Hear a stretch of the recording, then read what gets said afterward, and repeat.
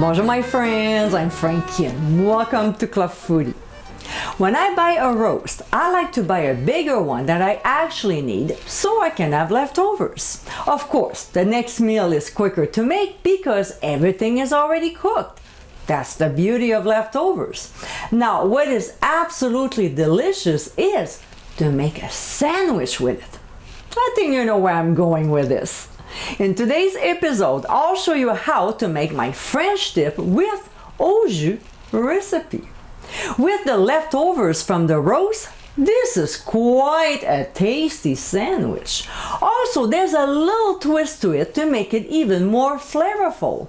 Plus, there's this amazing light gravy to dip the sandwich into. This is one of my favorite sandwiches, and it won't surprise me, this will become yours as well. So my friends, let's get cooking. We'll start by making our Au Jus recipe. So in a medium pot over medium heat, we'll add oil. When it gets hot, we'll add the onions and saute until it starts to get translucent, about 3 to 4 minutes. To this, we'll add garlic and saute for only 1 minute. Next, we'll pour in the red wine and then add Worcestershire sauce. Mix peppercorns, 1 sprig of rosemary, as well as 1 sprig of thyme. We'll stir our ingredients and let it simmer a little bit, about 2 minutes.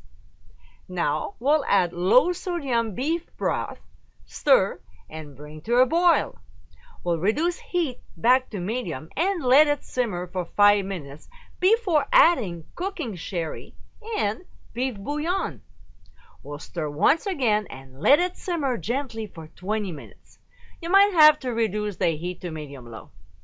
So when it's done, we'll remove from the heat and strain the liquid into a large measuring cup or a bowl through a fine sieve. Of course, we'll discard the sprigs and the peppercorns. We'll pour the Au Jus back in the pot and keep warm until needed. Now it's time to make our sandwich. So in a skillet over medium heat, we'll add butter. While it's melting, we'll slice our hoagies in half. Not all the way, just enough to open them. Then we'll close them and transfer to the oven. We'll toast the hoagies under the broiler for just a couple minutes. Not more. We want the crust to be crispier. 2 minutes later, they should look just like this. Nice golden brown with a crispy crust.